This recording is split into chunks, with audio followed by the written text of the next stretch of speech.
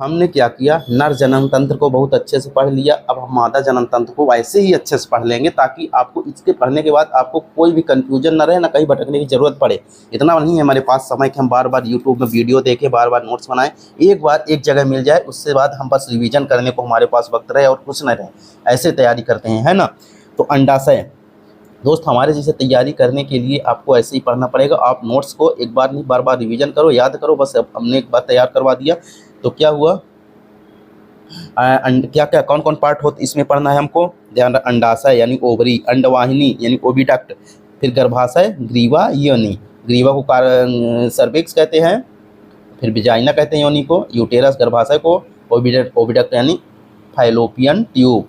ठीक, अब बस इससे ज़्यादा हमको पढ़ना नहीं। ये पार्ट आपको ध्यान रखना दोस्त, कभी कभी पूछता है ना तो 3-4 पार्ट दे देंगे, पूछ ले कौन सा मादा जनन तंत्र का पार्ट नहीं है। यहाँ पर एक मूत्र वाहिनी डाल देगा, यहाँ पर एक शुक्र वाहिनी डाल देगा, तो ये जो है यहाँ पर नर जनन तंत्र का कोई पार्ट डाल देगा, तो आपको ऐसे पढ़ना। तो देखो बस ये इतना सही पढ़ लेने हम। देखो सबसे पहले जो हमारा सबसे बाहरी भाग होता है, जो विजाइना होता है, जो उसे हम मूत्र जिस जगह से बाहर निकलता है उसे विजाइना यानी योनि कहते हैं। योनि के बाद जो है सर्विक्स यानी ग्रीवा, ग्रीवा मिलती है। जो गर्भाशय का जो आगे वाला भाग है जिससे वेजाइना जुड़ी होती है वो ग्रीवा कहलाता है। ठीक, और फिर ग्रीवा का जो ग्रीवा जो है गर्भाशय का मान द्वार कह सकते हैं। और फिर यहाँ पर देखो गर्भाशय होता है, ठीक, यूटेरस।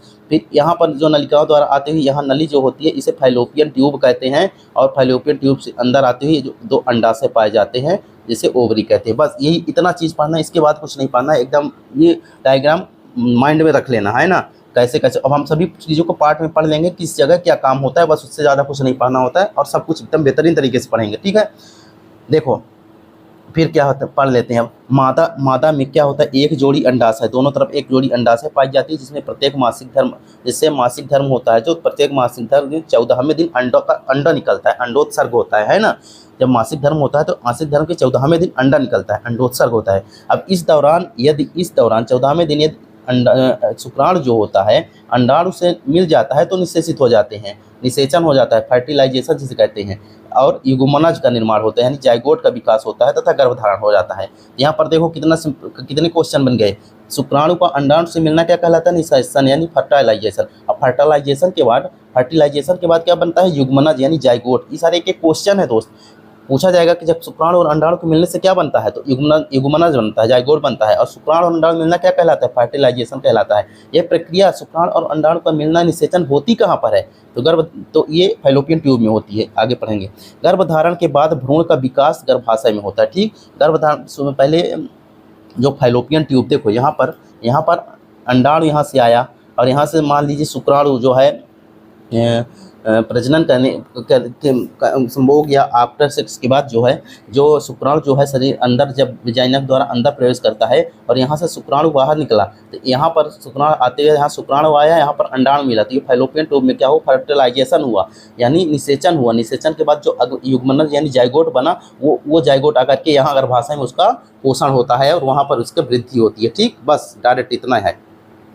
तो गर्भधारण के बाद भ्रूण बनता है, भ्रूण यानी बच्चे का सबसे छोटा भाग जो बनता है वो विकास कहाँ होता है, गर्भाशय यानी यूटेरस में होता है, गर्भाशय में। ठीक, लगभग 40 सप्ताह की गर्भावधि के बाद शिशु का जन्म हो जाता है। तो मादा का बाह्य जनन अंग क्या होता है, विजाइना होता है। मादा में जनन मार्ग और मूत्र मार्ग दोनों अलग अलग होते हैं, जो कि हमने पढ़ा था कि वे पुरुष में मूत्र मार्ग और वीर्य मार्ग एक ही होता है ना। तो क्या अंडाशय का क्या होता है, जैसे वहाँ टेस्टिस का हमने पढ़ा था कि शुक्राणु का निर्माण करना होता है, ऐसे ओवरीज एवं अंडाशय का निर्माण क्या होता है, अंडाणुओं का उत्पादन करना होता है और कुछ हार्मोन्स का श्रावण करना होता है। वहाँ पर हार्मोन्स का श्रावण टेस्टोस्टेरोन श्रावण हुआ था, यहाँ पर होता है एस्ट्रोजन, प्रोजेस्टेरॉन और कुछ रिलैक्सिक हार्मोन होता है। एस्ट्रोजन महिला का हार्मोन्स होता है जैसे वो पुरुष का हार्मोन होता है। प्रोजेस्टेरॉन ये इसे प्रेगनेंसी हार्मोन्स भी कहा जाता है, जो कि हमने पढ़ चुका है ग्रंथियों में। तो ये ध्यान रखना। अंडाणु का निर्माण क्या कहलाता है, यूजेनिस कहलाता है। तो एग्स का ओवरी का जो कार्य होता है बस इतना होता है, अंडाणु का उत्पादन कर दिया, शुक्राणु से मिला, फिर निषेचन हो जाएगा, है ना। अब आगे, अब बहुत इंपॉर्टेंट एक पार्ट होता है प्लेसेंटा। ये इतना बार क्वेश्चन पूछ गया है, रेलवे ग्रुप डी, रेलवे वगैरह में इतनी बार क्वेश्चन पूछ चुका है कि आप किसी कोई हद नहीं।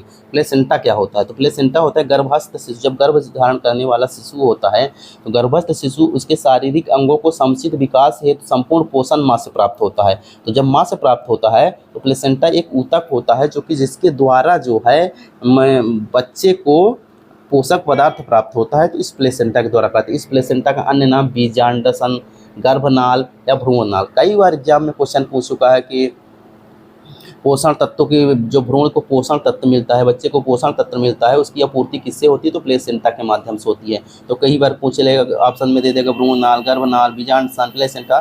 तो ध्यान रखना, ये सारे क्वेश्चन जो है अन्य नामों से पूछा गया है। यह गर्भावस्था के दौरान ही गर्भ में विकसित होता है, जो प्लेसेंटा की संरचना है, और उसके प्रसव के दौरान जो है नष्ट भी हो जाता है। ठीक। अब निषेचन क्या होता है? निषेचन जानते बता ही दिए, फर्टिलाइजेशन, प्रजनन क्रिया के दौरान नर शुक्राणु मादा अंडाणु से मिलना निषेचन कहलाता है। या और क्या बनता है? युग्मनज यानी जाइगोट का निर्माण होता है। यह प्रक्रिया होती कहाँ पर है? फैलोपियन ट्यूब में होती है। ठीक। फैलोपियन ट्यूब को क्या कहते हैं? अन्य नाम डिंबवाहिनी। तो सब अब ये पढ़ लेते हैं। गर्भाशय के माध्यम से, गर्भाशय किसके माध्यम से योनि में खुलता है? तो देखो वहाँ पर एकदम चित्र में आराम से देख जाएगा, गर्भाशय ग्रीवा के द्वारा। अंडाशय, अंडाशय से गर्भाशय किसके माध्यम से आता है? तो वो देखो फिर डिंबवाहिनी, एकदम मतलब ये समझ लोगे तो सब समझ। अंडाशय बना, यहाँ डिंबवाहिनी यानी फैलोपियन ट्यूब के द्वारा गर्भाशय में आता है। डिंबवाहिनी यानी फैलोपियन ट्यूब के द्वारा आता है। उस अंग का नाम क्या है जहाँ भ्रूण विकास होता है? तो गर्भाशय में होता है। महिलाओं की यौनावस्था के दौरान तो पहला मासिक धर्म जो होता है उसे रजोदर्शन कहते हैं। आखिरी मासिक धर्म होता है रजोनिवृत्त कहते हैं। ठीक।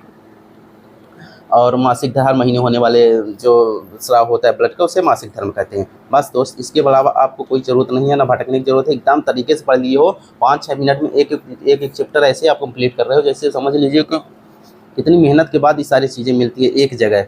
तो दोस्त अब भटकने की जरूरत नहीं, आराम से पढ़ो, मस्त रहो।